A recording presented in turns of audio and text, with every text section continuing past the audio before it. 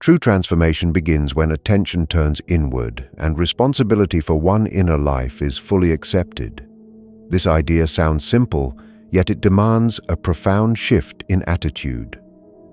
Most people live as though their inner world is something that merely happens to them, shaped by circumstances, other people, or past events beyond their control. In this state, life feels reactive and fragmented. Responsibility is quietly outsourced to fate, society, or chance.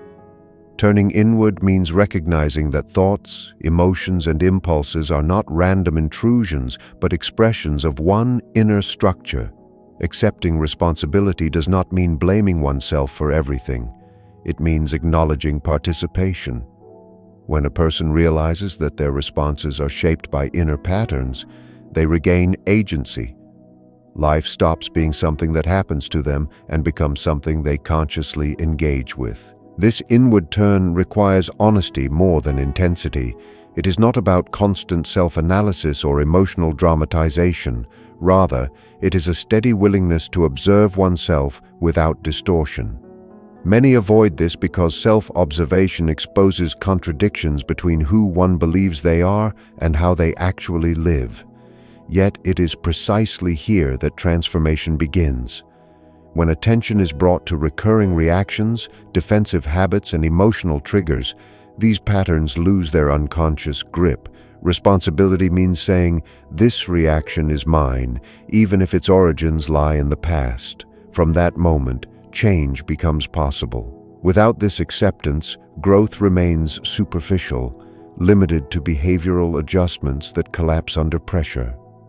Inner responsibility builds psychological maturity because it replaces complaint with curiosity and helplessness with insight. As responsibility for the inner life deepens, a quiet stability develops. Decisions become less impulsive because they are informed by self-knowledge. External chaos no longer fully dictates inner states. This does not eliminate difficulty or pain, but it changes one relationship to them. Challenges are no longer experienced only as threats, but as signals pointing toward unresolved inner tensions. Over time, this practice reorganizes the personality. Energy once spent resisting reality is redirected toward understanding and integration. Transformation, then, is not forced. It unfolds naturally as awareness expands. By consistently turning attention inward and accepting responsibility for what is found there, a person establishes a solid inner foundation.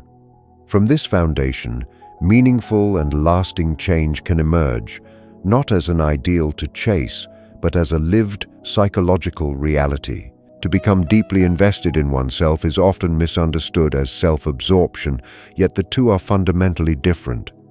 Narcissism is driven by insecurity and the hunger to be seen, admired, and validated from the outside. It feeds on comparison and collapses without attention. Disciplined self-engagement, however, is quiet and demanding. It does not ask, "How do others see me?" but rather, "What is actually happening within me?" This form of inner focus requires effort, patience, and restraint. It asks a person to sit with discomfort instead of escaping into distraction or performance. There is nothing indulgent about this process because it frequently confronts one with limitations, fears, and unresolved conflicts. To be addicted to oneself in this sense means to commit to understanding one's inner mechanisms with the same seriousness one might devote to mastering a craft. This discipline expresses itself through observation rather than judgment. Instead of inflating the ego, it gradually humbles it. When one watches their own reactions closely, patterns emerge that are not flattering. Repeated emotional responses, defensive habits, and automatic assumptions become visible. This visibility is not meant to encourage self-criticism, but responsibility. Without disciplined attention, the psyche seeks relief through projection, blaming others for what remains unexamined within. Self-indulgence avoids tension by excusing behavior, while disciplined self-focus stays present with tension long enough to learn from it. Over time, this practice sharpens inner perception.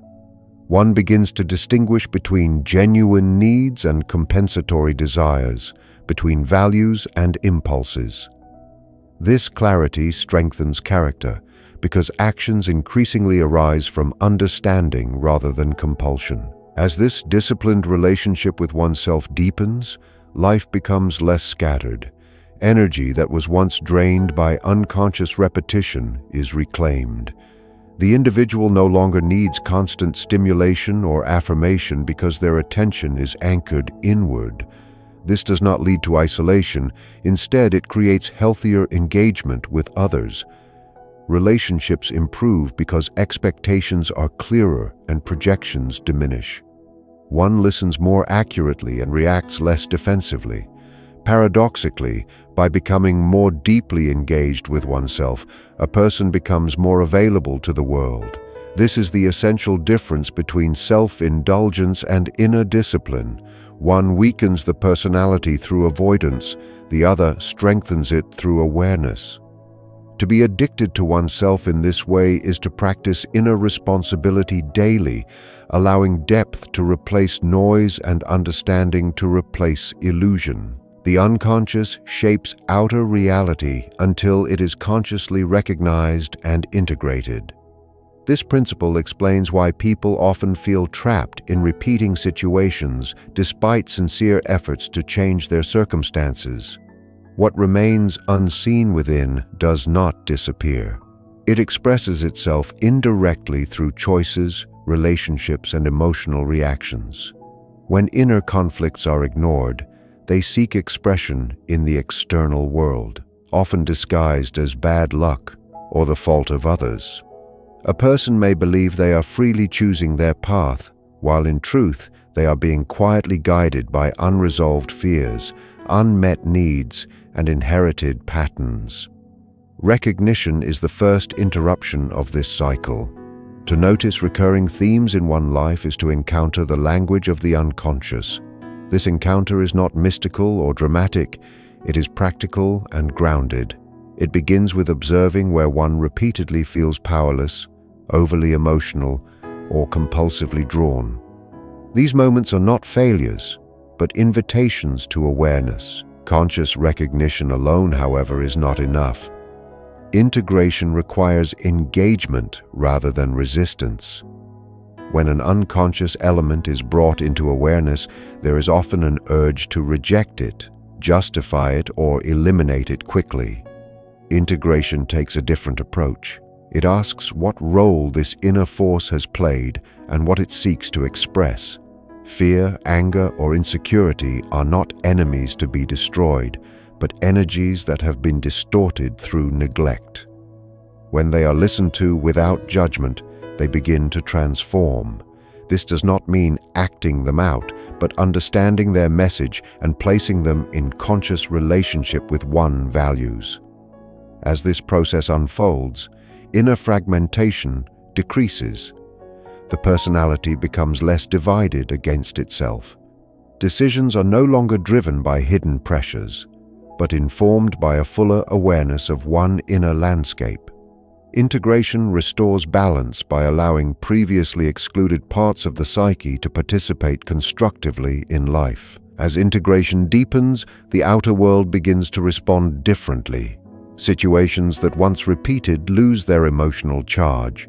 Conflicts soften or dissolve because the inner source that fueled them has been addressed. This shift is often subtle, yet unmistakable. Life feels less hostile and more intelligible. One no longer experiences events solely as random or oppressive, but as reflections of inner dynamics now better understood. Responsibility replaces resentment, and curiosity replaces fear. The individual does not gain control over everything, but gains alignment with themselves. From this alignment arises a quiet authority, not over others, but over one's own reactions. When the unconscious is no longer forced to speak through symptoms and repetitions, it becomes a source of insight and creativity. In this way, conscious recognition and integration do not just change inner experience, They reshape the relationship between the individual and reality itself. Every person carries aspects of themselves that they would rather not see. These rejected traits, impulses, and emotions do not vanish simply because they are ignored. Instead, they gather strength in the background of the psyche, influencing behavior in indirect ways. When these hidden elements remain unacknowledged, they often appear as obstacles in life, shaping conflicts, self-sabotage, or rigid judgments toward others. What is resisted inwardly tends to be encountered outwardly. Facing these darker or less acceptable aspects is not an act of moral failure, but of psychological courage. The moment a person stops pretending to be only what they admire and allows themselves to see what they avoid, a new source of strength becomes available. This encounter does not require dramatization, only honesty and steadiness. When these hidden aspects are approached consciously, their nature begins to change. Traits that once appeared purely negative often reveal suppressed vitality, creativity, or assertiveness that had been misdirected. Anger, when understood, can become clarity and boundary. Fear, when examined, can become discernment. Even envy or resentment may point toward unlived potential. The problem is not the presence of these forces, but the lack of relationship with them. By bringing awareness to these inner elements, a person removes their destructive autonomy. Instead of erupting unconsciously, they can be channeled with intention. This process requires patience, because long-standing inner divisions do not dissolve quickly, yet each act of recognition weakens the inner split between what is accepted and what is denied. Over time, the personality becomes more integrated and resilient. As this inner integration develops, confidence emerges that is not dependent on perfection. The individual no longer needs to defend an idealized image of themselves because they are grounded in a fuller reality. This reduces inner tension and outward rigidity. Relationships benefit as well, since projections lessen and understanding deepens. One becomes less reactive to the perceived flaws of others, having made peace with their own. Strength in this sense is not hardness, but flexibility. It is the capacity to remain whole under pressure. By facing and integrating these neglected inner aspects, a person transforms what once undermined them into a foundation of stability. The shadow no longer governs from below. It stands beside consciousness as a source of depth, balance, and quiet power. Meaning does not appear automatically in life. It emerges when a person aligns daily actions with their inner truth rather than external approval.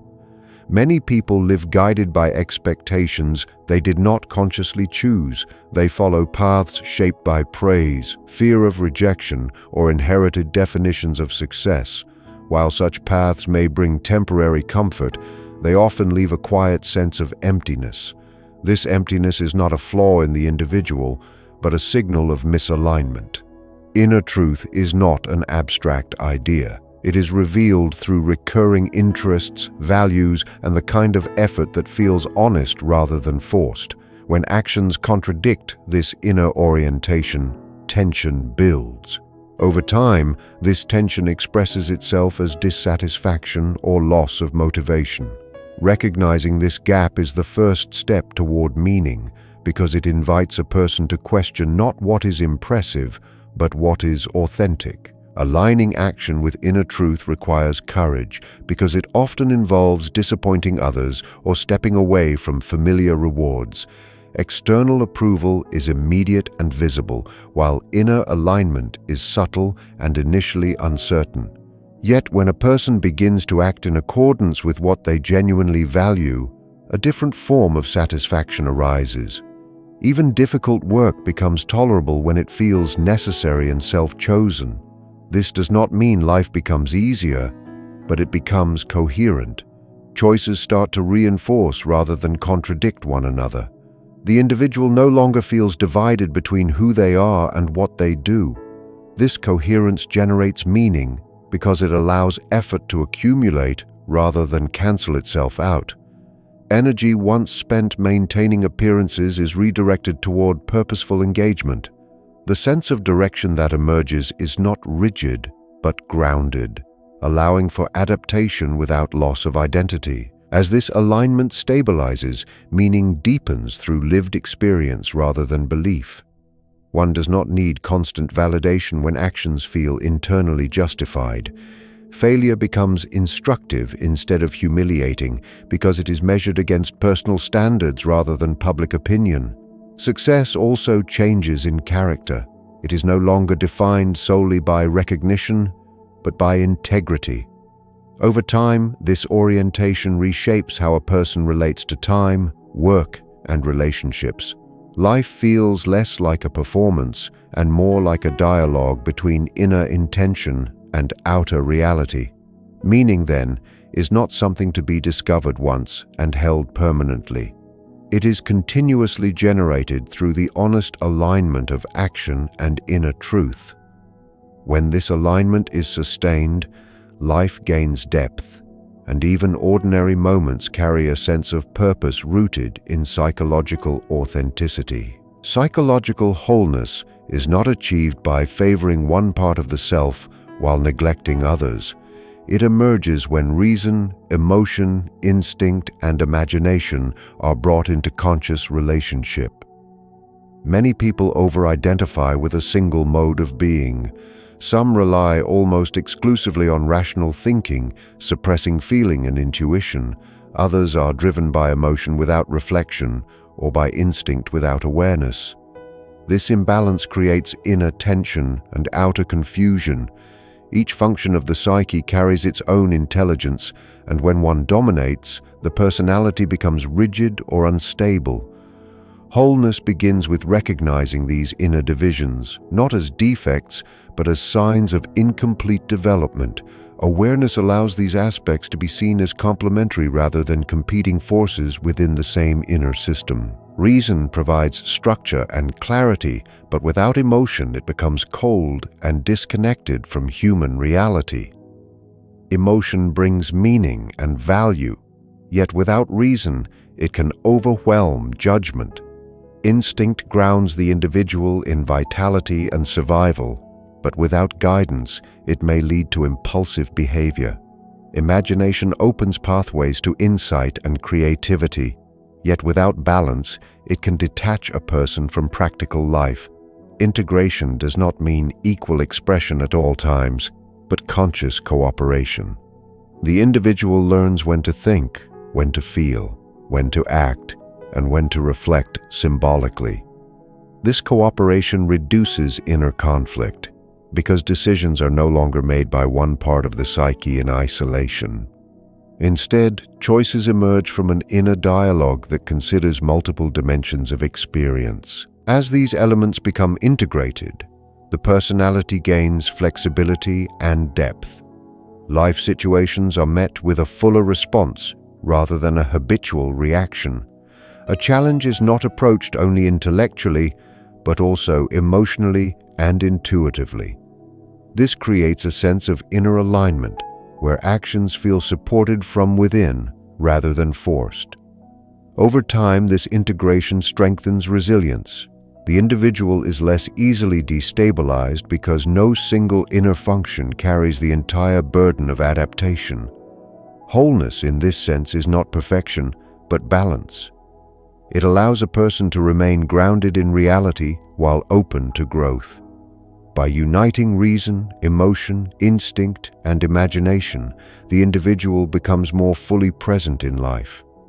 This presence fosters authenticity because one is no longer fragmented across competing inner demands, but centered within a cohesive psychological structure. The outer world often feels chaotic because inner conflicts remain unresolved.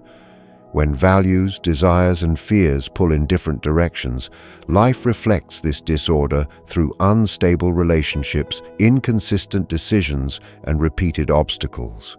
Many attempt to impose order externally through control, planning, or avoidance, yet these efforts rarely last.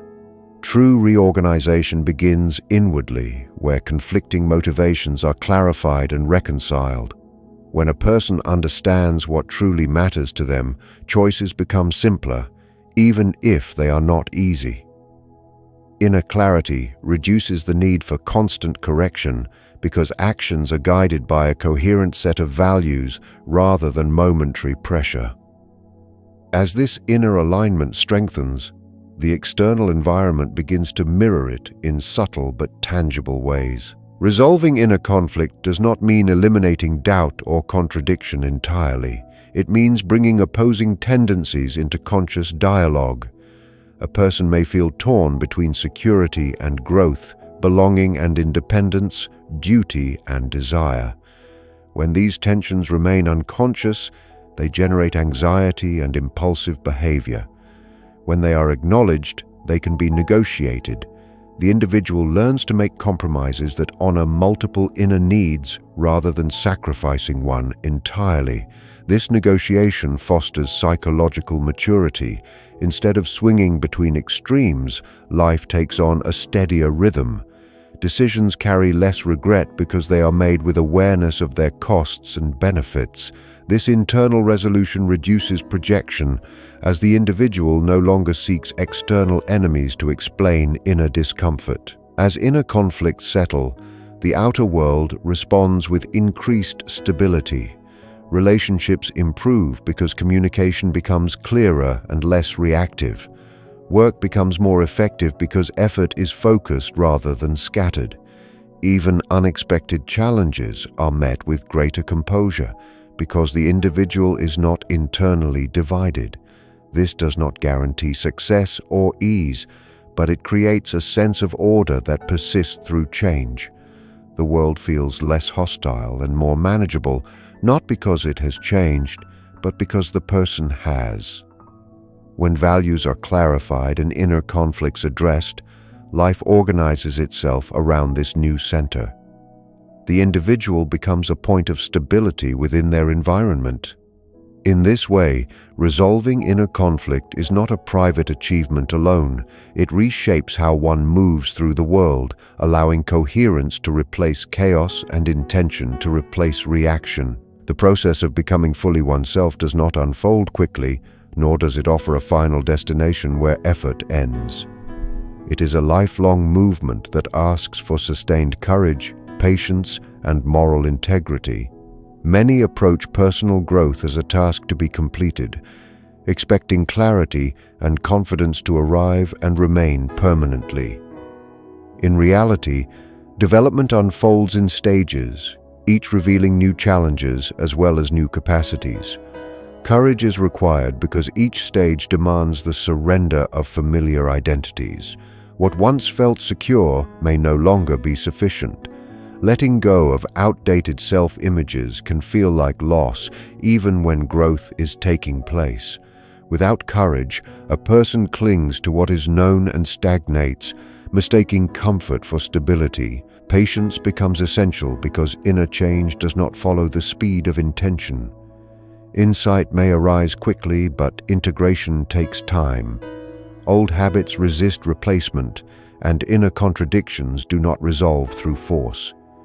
The temptation is to rush the process or to judge oneself harshly for not changing fast enough. Patience allows growth to unfold organically, respecting the rhythm of the psyche. It involves tolerating uncertainty without collapsing into doubt. Through patience, setbacks are understood as part of development rather than evidence of failure. This attitude preserves energy and prevents discouragement. Growth becomes sustainable rather than exhausting because it is paced according to inner readiness rather than external pressure. Moral integrity anchors this process by aligning inner understanding with outward action. Without integrity, insight remains abstract and loses transformative power. To live in accordance with one's values requires consistency, especially when compromise would be easier or more rewarding. Integrity does not demand perfection, but sincerity. It asks that one's actions reflect what one has come to know about themselves. Over time, this alignment builds self-respect and inner trust. The individual learns they can rely on themselves in moments of difficulty. This trust becomes the foundation for continued growth. The lifelong process of becoming oneself is not heroic or dramatic. It is steady and demanding, yet it offers a depth of fulfillment that cannot be achieved through shortcuts. By sustaining courage, patience, and integrity, a person gradually inhabits their life more fully, allowing authenticity to replace imitation and inner coherence to guide their path.